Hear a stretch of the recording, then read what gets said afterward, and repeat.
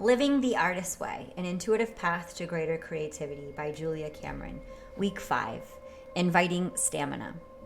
This week, you will be encouraged to stay the course and to turn to guidance even as you revisit issues or anxieties that have plagued you in the past. The tools of this week aim to remind you that guidance is always available to us and always a source of support. The practice of writing our guidance yields us a steady and useful life. As we learned last week, counting our positives gives us a sense of spiritual muscle. We face old challenges with new strength. Mahatma Gandhi says, "If I have the belief that I can do it, I shall surely acquire the capacity to do it, even if I may not have it at the beginning." Nature is magic. Nick and I walk Lily in the cool of the evening. Summer's heat is dropping away and fall hovers at the threshold. The mountains are green and purple, and soon they will turn gold as the aspen pass into their most glorious season. Last year, fall was brief as an early and harsh winter settled in. This year, I'm hoping for a respite. Soon the chamiza bushes will flare gold, and the summer's lizards will disappear. It's bear season. The magnificent animals lumber down the heights, thrusting themselves near human habitats until autumn passes, and they retreat to hibernate once again. Bear alert, the word passes through my area, and so I am cautious, making my way through the courtyard and into my house. Deer alert might better be said, as the elegant animals pick their way from the mountains to the valley floor, nibbling the grasses as they go. After the summer, they are fat and sleek. Winter will find them leaner as they forage a less verdant domain. My garden is host to some unwelcome creatures. Moles are burrowing beneath those rose bushes. Walking out, Lily tugs at her leash, eager to have at them. "No, girl," I say, restraining her and her appetite. She is disappointed to be so foiled. Hope is the thing with feathers that perches in the soul and sings the tune without the words and never stops at all. Emily Dickinson. My property is a wooded area. Pinyon trees in Jupiter perch cheek to jowl. Tonight, with a full moon rising, the trees are more silver than black. The moonlight illumines Lily's dog yard, half an acre, carefully fenced. Lily ventures out, scouting her enclosure for intruders. A posse of coyotes skirt the fence. Lily barks at them and they howl, singing their threat. They cannot scale the fence, and Lily knows it. She stands her ground, yelping a warning for the intruders to clear out. It's a standoff. Neither Lily nor the coyotes give ground. "Lily, treats!" I carol, luring her inside. I close the dog door, trapping her indoors. The coyotes are, to me, too close for comfort. The full moon washes the courtyard silver. A few hardy rose bushes bloom despite the moles. I talked to an exterminator about the moles and learned that trapping them was an expensive and elaborate procedure, and so I decided to let them have their way. I'm curled on the couch, writing when the phone shrills. The caller is Scott Thomas, who reports that his house has visitors. 3 raccoons balancing in the branches of the elm tree that shade his patio. His pit bull announced the intruder's arrival, barking at the door, begging to be let out and to have at them. "I've seen bigger," Scott tells me. "They must be adolescents. They only come out at night and they're fearless. When I shine my flashlight on them, they just stare back. Do you get any?" "No," I answer. "I don't think they like my trees."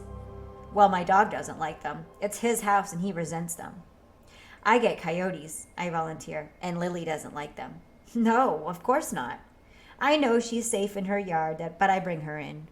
"Better safe than sorry. It's wise to bring her in." On that cautionary note, Scott signs off. Lily leaps to the back of the love seat and stares out the window. She is alert for more intruders. "It's okay, girl," I tell her, but I myself am staring out the window. The full moon illuminates my domain. I watch for creatures great and small. Perhaps tonight I'll have raccoons. I find I hope so. Martin Luther King Jr. says, "But I know somehow that only when it is dark enough can you see the stars." It's late afternoon and the heat is waning. Earlier, hotter, Nick and I walked Lily home. Walked Lily. Tiny lizards darted across our path. Lily ignored them. Mature lizards are more to her taste. The pavement was hot and I was on the lookout for snakes. Red racers and bull snakes outnumber rattlers at my altitude. Nick has no fear of snakes. "They're our friends," he proclaims. "Bull snakes eat mice." and so I should welcome them. Mice are an ever-present presence. The friendly snake trim the population. However friendly, I'm still scared of them. And so on my walks with Lily and Nick, I'm hypervigilant. But lizards are the only creatures that I spy, and lizards, oddly, do not frighten me. I had my house exterminated for mice, and the exterminator, a kindly man, sympathized with my fear of snakes. You don't need to worry. They won't come in the house, he advised me, pinpointing my apprehension that one might slide in the dog door. They're shy, and they avoid people and people's habitats, he continued. You really have nothing to worry about. I didn't tell him the source of my fear. A friend had regaled me with the tale of a huge snake climbing onto the deck at his house to eat a baby bird. My portal hosted a nest of baby birds. Did that mean it would attract a predatory snake? Perhaps a bull snake with an appetite for more than mice? I worried. Lily scampered gaily down the courtyard steps. The stones on the other side of the stairs harbored many lizards. She was ready to pounce, but the lizards were too quick for her. Still, hope sprang eternal, and Lily was ever hopeful. Nick tugged at her leash, and she reluctantly gave up the hunt. Tiny songbirds caroled our arrival home. They sang until sunset, and then with the dimming day, they grew hushed. At twilight, ravens took to the sky, searching out their nocturnal perch. In contrast to the songbirds' lilting melodies, they cawed raucously, teasing Lily down below. Lily looked to the sky, ready to do battle. The ravens challenged her, nearly her size. Their mocking calls teased her, and so I said to Nick, "Let's bring her in." Stubborn, Lily braced her legs. She wasn't ready for her adventure to end. "Come on, girl," I coaxed, and she relented. Threading her way in the door, she headed for her water bowl. The afternoon's antics had left her thirsty. Her tags jangled against the bowl as she drank. Thirst quenched, she leapt to the back of the love seat, staring out the window to the adventures she'd left behind. The mountains are golden. The aspen have turned from green to vivid gold. Tomorrow I will make the steep drive up curving roads, speed limit 10 miles per hour, to view their glory firsthand. The aspen groves are like giant flames reaching to the sky. My visits won't be long. Even a few minutes to their fiery glow is enough. The aspen season is short. I have learned to go to them quickly. Delay a few days and their radiance will have passed. Tonight a stiff breeze stirs my pinyon tree. Groves of pinyon climb the slopes to the aspen trees. Like their showier golden sisters, they are beautiful. Nick professes to love them more, perhaps because they're bountiful. Their cargo of tiny nuts feeds the birds. My own pinyon tree is abundant. It feeds songbirds and ravens alike. Last year was a bumper crop. "Can I harvest your pinyon?" Anthony asked. Given the go-ahead, he filled buckets. "I'll roast you some nuts," he volunteered. The birds ate them raw. The squirrels feast on their leftovers. Tonight, the moon is half full. Its champagne glass of radiance lights the mountain peaks. The phone shrills, and it's my daughter. She has had a flurry of birthday phone calls, and they cheered her greatly. "A day early, but I loved them," she crows. She also reports receiving a note card from me. I wrote to her how proud I am of her as a wife and a mother. She's tickled by the praise. I tell her that I spent the afternoon teaching 300 people on Zoom. It was a difficult class, and I judged myself to have been adequate. Emma and Nick, who both attended the class, declared my performance fine, really excellent. I take their votes to heart and try to bolster my mood. That's when I notice that the aspen are aglow. Their beauty lifts my heart, and I plot tomorrow's visitation. I will take Lily with me, tutoring her in autumn's beauty. Amy Tan says, "To stop dreaming, well, that's like saying you can never change your fate." Write for guidance. I find that bringing nature into my home in the form of fresh cut flowers or collected pine cones or a blooming plant helps me connect with the divine. Can you bring an element of nature into your home? Does it give you a sense of awe and connection to nature's innate magic? May Sarton says, "Gardening is an instrument of grace." Allowing divine support. This is true of any and all of the natural laws. They have always existed, and as soon as understood, may be used, says Ernest Holmes. Today, I taught a Zoom class of 183 people. The subject, prayer. The class title, Talking to God. I was nervous before I taught. I'm always nervous before I teach. I prayed. Help me to teach my class, to give them what they need. After a difficult class yesterday, I was worried that I would fail. Prayer, after all, is a difficult subject, and I approach teaching it with trepidation. Give me ease and relaxation, I petitioned God. I asked additionally for a list of qualities I wanted to embody: love, wisdom, usefulness, good humor, charisma, connection, compassion, stamina, energy, eloquence, I prayed. Dear God, I confess I want to be brilliant. Help me, please, to be satisfied with what I'm able to do. And so, armed with multiple wishes, I opened the class. Let's count to 3 and then set an intention for the class to go well. 1, 2, 3. I felt the good energy of the students' intentions. I launched into teaching feeling relaxed and at ease, and answered prayer. For the next 90 minutes I taught, moving from point to point, tool to tool. I felt myself being guided. Do this next. Say that. I closed the class with the serenity prayer. God, grant me the serenity to accept the things I cannot change, courage to change the things I can, and wisdom to know the difference. I had asked to be satisfied with what I was able to do, and I found myself with an answered prayer. I felt no regrets. The class had been good. John Muir says, the clearest way into the universe is through a forest wilderness. Dear God, please give me words, I prayed tonight. Then I listened. I needed a flow of words to capture tonight's topic, control. I had closed the class with a prayer about control. The Serenity Prayer is a prayer of sorting what we can control and what we cannot. Using it, we relinquish control. Instead, we ask God to be the one in charge, to grant us wisdom as we face our perplexities. We let go of our preconceived notions, our illusions of control. We recognize that we are in fact powerless over people, places, and things. Our difficulties arise out of our attempts to control.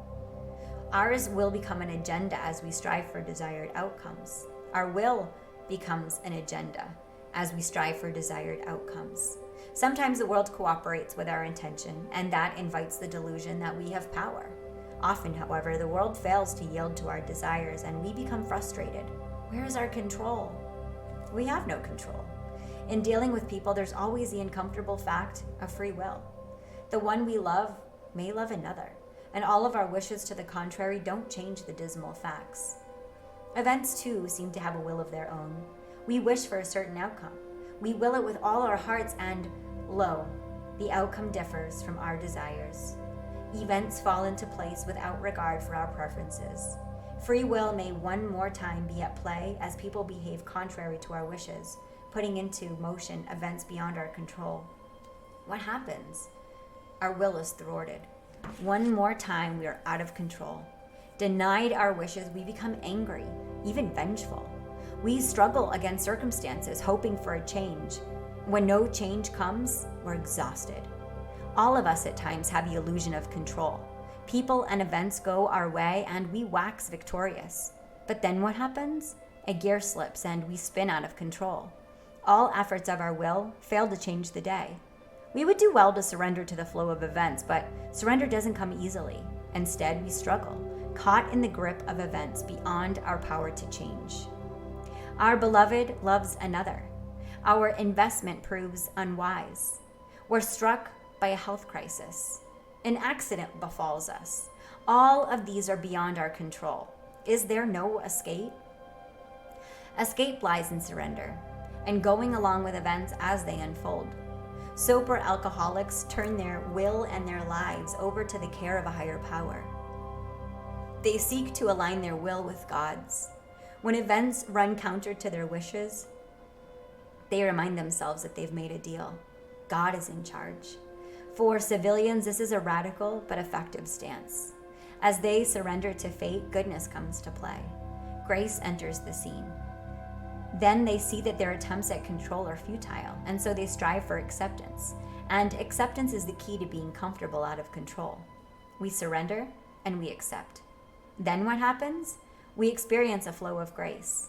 We align our will with the will of the universe, and even to the most jaded among us, curiosity is the result. Just what is up here? We wonder as unexpected, uncontrolled events come to pass. Today's catastrophe proves to be tomorrow's opportunity. The dire event has a silver lining. Relinquishing control, we find ourselves led in unexpected directions. Once again, the universe seems to be benevolent. Our attempts at control are suddenly seen as being counterproductive. And so, educated by apparent adversity into wisdom, we can say the serenity prayer with conviction. We find we can be given the serenity to accept the things we cannot change, the courage to change the things we can, and above all, the wisdom to know the difference. Write for guidance. Fill in the following. Number 1, I wish I could control. Number 2, something I cannot change is. Number 3, something I need to accept is. Now, ask your guidance what you need to know about the issue you cannot control. What wisdom do you receive? Does it bring you peace? Vincent van Gogh says, and then I have nature and art and poetry, and if that's not enough, what is enough? Guided, moment to moment. I teach tomorrow afternoon, and so tonight I'm troubled by anxiety. The class is my second on my new prayer book, and I have spent the week preparing, reading and rereading the chapters involved, writing not one outline, but 2, neither one good enough. Anxiety is my usual companion when I'm teaching. I call my friends for prayers, and they thankfully comply. It's my joy, Scotty tells me, lighting incense on my behalf. Jennifer white lights me, invoking a protective shield and joy. Jacob Nordby invokes the aid of angels, powerful beings engaged on my behalf. Nick Kaputinsky focuses goodwill on my behalf. Laura Letty and my daughter Domenica say a potpourri of prayers. Juliana McCarthy visualizes me seated around her healing campfire.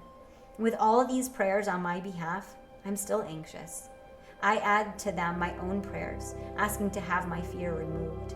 And yet, and still, anxiety lingers. It will remain until I begin teaching, and then I will experience calm. It's stage fright, Juliana advises me. It is stage fright, Nick concurs. An actor like Juliana, he experiences terror. Once the play is underway, he's fine. And I am once I'm actually teaching. I consider myself fortunate that my friends sympathize with my anxiety. They do not say, but you've taught so many times before. Instead, they recognize that each engagement is unique. The first time with this audience. I find my anxiety tiresome. It troubles my sleep the night before teaching. I often dream terrible dreams, dreams in which I cannot teach, dreams in which the audience cannot hear me or I cannot hear them. I wake early on teaching days, needing to go over my outlines one last time. You're brave, Juliana tells me, and it does take courage to stand in front of a class, often a large class, teaching. I rely upon my guidance to cue me. This, next. Sometimes the cues point me in unexpected directions. Open your class with poetry and singing. And so I open my class as directed, with poetry and singing. Do Q&A, and I'm often prompted, setting aside the fear. What if I don't know the answer? Midway through the class, I find myself improvising, straying from my careful outline. I risk a novel direction. I ask the class to fill in the blank, giving them a prompt that has suddenly come to me. By now, the class has taken off and all my anxiety seems foolish. I find myself feeling strong, in my element. I belatedly recognize that my teaching assignment was God's will for me. Maybe next time there will be no anxiety. Anne Frank says, I firmly believe that nature can bring comfort to all who suffer. Ralph Waldo Emerson says, adopt the pace of nature. Her secret is patience. The evening is crystalline. The sun sets in ribbons of color. It's the end of a good day. I taught and the teaching went well. My class declared itself satisfied. I had carried a message of hope. Prayers of petition was my topic, and I talked of our being able to count on a benevolent God. As we asked for our wants and our needs, we could have an expectation that God would fulfill our request with that or something better. In retrospect, God's will is always benign. And that is what I taught. Teaching, I could feel the alert attention of my class. I spoke for our need for a benevolent God, our need to move past an authoritarian God to a God of love. Just how do we move onward, I asked and answered. Begin by enumerating the negative traits you believed God to embody. Next, number the positive traits you would desire your higher power to have. Listing the positives, we inch towards accepting them. We begin to conceive of the possibility that God is benevolent, kind, understanding, loving. This new God has our best interests at heart. Faced with a prayer of petition, this God considers carefully our well-being. We're given what we need, which may not be what we want, but is in fact something better. It's thrilling to teach of a benevolent God. Deep inside the heart of every human is the desire for such a God. Affirming this is in fact the nature of God. I find myself happy. I am, after all, sharing good news, and my students are happy to hear it. Trust in a benevolent God, I tell them, and my words work alchemy. The harsh concept they have harbored begin to be dissolved. Speaking the truth of God's nature is a powerful medicine, healing wounds they have carried. For it is wounding to believe in a negative God. Our very souls shrink at this concept. If we cannot believe in God's true nature, we find ourselves deeply, secretly pained. If we cannot believe that God is all-loving, then we cannot find ourselves lovable. Believing that we are unlovable, we suffer. A negative God holds sway over ourselves and our destinies. Faced with such a God, we despair. How much change is wrought as we rework our concept of God. A God that is friendly is great cause for optimism. Our will and God's will are no longer at opposite ends of the table. May my will be thy will. We pray and we experience a sense of rightness as we seek to align our will with a generous God. No longer adversarial, we experience a sense of kinship. Our hopes and desires are God-given, no longer a source of shame. As we surrender our dreams to a benevolent God, we come to see surrender in a positive light. We accept our lot as God's beloved creatures. We hold fast to a belief in our essential goodness. Our dreams come from God, and God has the power to accomplish them. Surrendering to God's timing, we experience an act of faith. We see in our surrender hope. Each tomorrow holds the possibility of a better day. We surrender our sense of urgency and we receive peace. Accepting life as it unfolds turns out to be the firm bedrock of a happier existence. Trusting that God has our best interests at heart, we surrender to God's evident will. Our acceptance of things as they are allows the hand of God the freedom to act in our lives. And God acting in our lives brings us joy. Nightfall is inky black. No moon is visible. The stars are candles in the night. My good day draws to a close. I love teaching, and I love teaching what I'm teaching. God is benevolent. We can rely on this great fact. Albert Einstein says, a human being experiences himself, his thoughts and feelings as something separate from the rest, a kind of optical delusion of his consciousness. The striving to free oneself from this delusion is the one issue of true religion. Write for guidance. Take pen in hand and describe a situation that brings you anxiety or that you find tricky to navigate. Is it possible to ask for guidance in real time as you next encounter this situation? I often pause, listen, and am then clear about what to do next. The next time you encounter a complex situation, see if you can try asking for moment-to-moment guidance. How does it affect your experience, your clarity, and your actions? Do you feel yourself partnered by a benevolent energy? Charlotte Bronte says, we know that God is everywhere, but certainly we feel his presence most when his work are on the grandest scale spread before us. And it's in the unclouded night sky, where his worlds wheel their silent course, that we read clearest his infinitude, his omnipotence, his omnipresence. The power of gratitude. The sky is an azure blue bowl. The mountains stand out against it, crisp and bold. The temperature is balmy, neither hot nor cold. Lily basks in the day's glow, stretching out on the deck, calm and peaceful. After the turbulent weather of the days past, today's beauty is restful, a cause for gratitude. The weather I write, listing my gratitudes. The weather is number 1. Moving on, I write, I'm grateful for my sobriety. It's been 42 years since my last debacle. In that time, sobriety has been a constant, a firm foundation for my happy and useful life. My gratitude list continues. My health. At age 72, I am blessed by robust health. Save for the occasional backache, I am fit as a fiddle. All around me, friends suffer maladies that I've escaped. As I write this, Dave is in the hospital with pneumonia, having survived an invasive surgery for cancer. His wife, Lucinda, hovers by his side. Her gratitude list enumerates Daniel's survival. I pray daily for a couple of my acquaintance, Dusty and Arnold. Dusty suffers from Alzheimer's and Arnold suffers from lung cancer. I ask that they receive all good things, all blessings, everything they need. My prayers are steady, steadier than their waning health. And so when I list my health on my gratitude list, I recall the elements I have to date eluded. What is a backache compared to cancer? My home, I write next, taking in my snug surroundings. Cool in summer, warm in winter, lovely. My fireplace dominates the living room, making a welcome glow. My Audubon prints adorn the walls, mementos of my father's love for birds.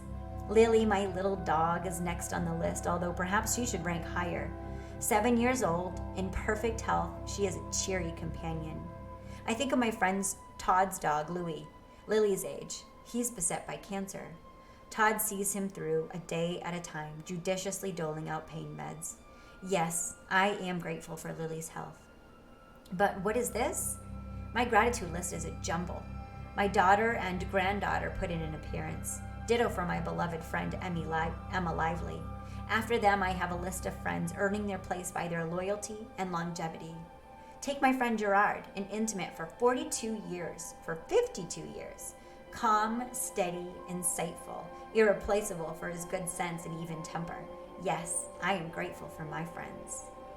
William Blake says, to the eyes of the man of imagination, nature is imagination itself. My gratitude list grows from 10 to 20 to more.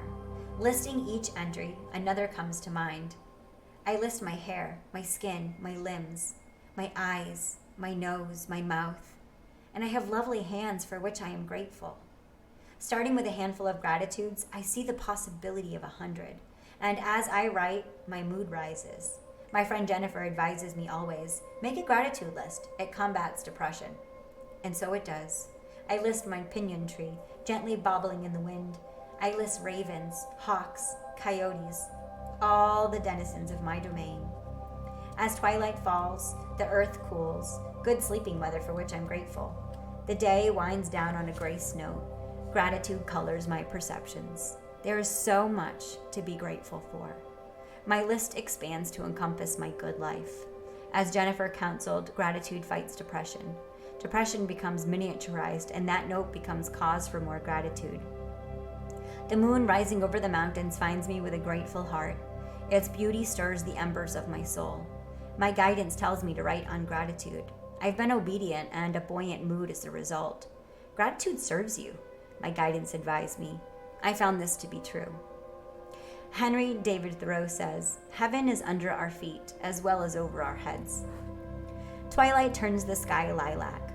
A deeper purple, the mountains loom high and majestic.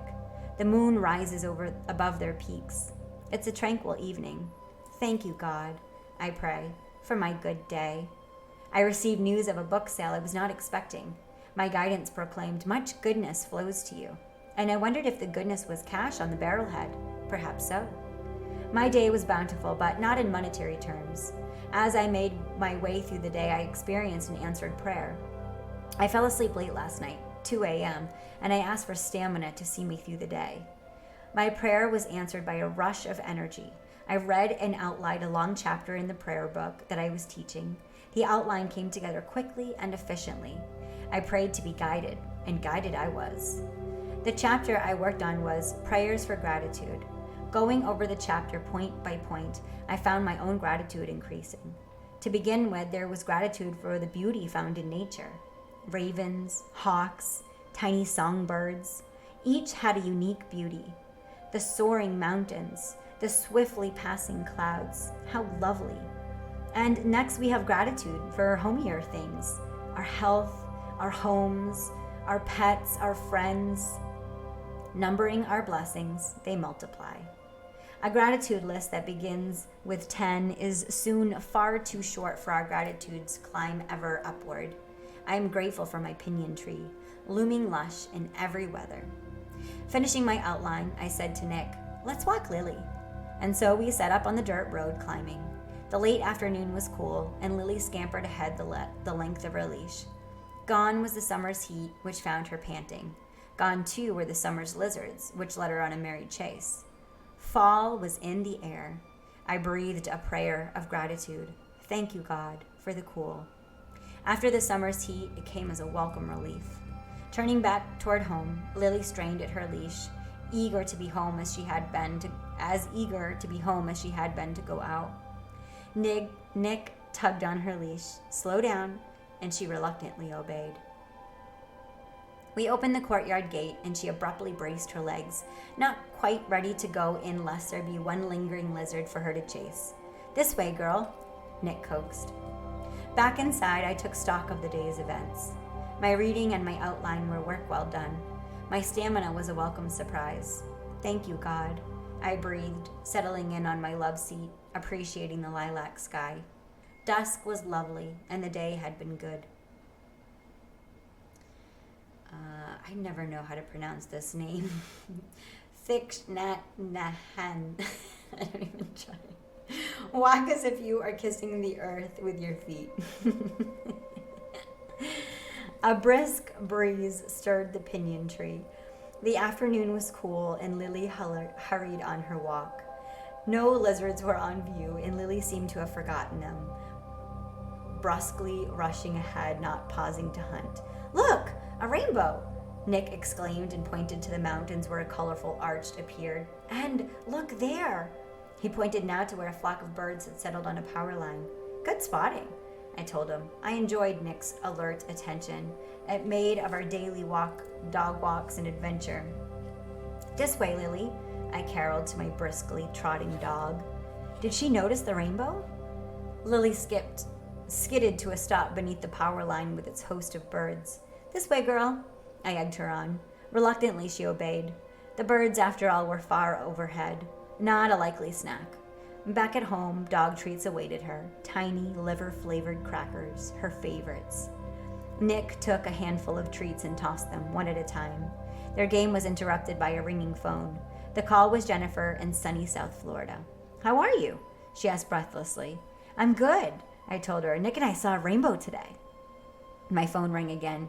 "It's me, Ezra," announced artist Ezra Hubbard. "I'm in your courtyard. I have a ristra. I'll need a nail." I opened the door to the courtyard and met up with the grinning Ezra, cradling a 3-foot string of red peppers, ristra. "For you," he said. "Here, let me hang it." He located a nail in my portal and hung the colorful gift where it caught the afternoon light. Ristras are expensive, and Ezra's gift was extravagant. "And I brought you something else. It's a berry pie baked by the Mennonites in Colorado." "Ezra, you're spoiling me," I protested, accepting the pie from his hands. I ushered Ezra into the house, and he promptly exclaimed over its newly painted interior, "I love it! With the colors, it's really your house." We sat at the dining room table where we eagerly devoured a slice of the pie. "This is delicious," I exclaimed, helping myself to a second slice. I felt the sugar jolting through my system. As a rule, I avoided sweets, but the Mennonite pie was irresistible. Wallace D. Wattles says, "Cultivate the habit of being grateful for every good thing that comes to you, and give thanks continuously. And because all things have contributed to your advancement, you should include all things in your gratitude." "It's so good to have you here, Ezra," I told him. At 46 years of age, Ezra was a lean and handsome man. We had known each other since he was 16, a lean and handsome youth. He lived in Florida now, and his visit was unexpected. "How goes the work?" I asked him. "Oh, it's good. I have a mentor now, an older artist, and he keeps me on the straight and narrow." "It's good you have an older man in your life." "Yes," Ezra agreed. Raised by a single mother as a fatherless boy, Ezra hungered still for a father figure, and now he had one. A tiny alarm sounded from Ezra's wristwatch. "Oops, time to go." "Already?" I would have kept Ezra hours longer. "I'm afraid so. Enjoy the rest of the pie." "Oh, I will." With that, I ushered Ezra goodbye. It was twilight now, and Lily was ready for an evening meal. "Here, girl," I coaxed. "Dinner." Eckhart Tolle says, "Acknowledging the good that's already in your life is the foundation for all abundance." Right for guidance. As we name and enumerate our gratitudes, they do seem to multiply. Opening yourselves to seeing the good, more good flows to us. Take pen in hand and quickly fill in the following. I'm grateful that. Number 2. I'm grateful that. Number 3. I'm grateful that. Number 4. I'm grateful that. Number 5. I'm grateful that. Number 6. I'm grateful that. Number 7. I'm grateful that. Number 8. I'm grateful that. Number 9. I'm grateful that. Number 10. I'm grateful that. Number 11. I'm grateful that. Number 12. I'm grateful that. Number 13. I'm grateful that. Number 14. I'm grateful that. Number 15. I'm grateful that. Number 16. I'm grateful that. Number 17. I'm grateful that. Number 18. I'm grateful that. Number 19. Number 20. I'm especially grateful for.